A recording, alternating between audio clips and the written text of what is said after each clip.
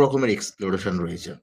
Ulysses, রাজা, কার বন্ধু? অ্যাকিলিসের বন্ধু। ঠিক আছে? অ্যাকিলিসের বন্ধু ইউলিসিস তিনি কিভাবে জীবনকে দেখছেন। বলছি ইট লিটল প্রফিটস, এটা অত্যন্ত খুবই কম প্রফিটদায়ক, লাভদায়ক। That an idol king, idol মানে একটা অলস রাজা। রাজা কি অলস হবে? রাজা তো যুদ্ধ করবে। রাজার সেই অলসতা মানায় না।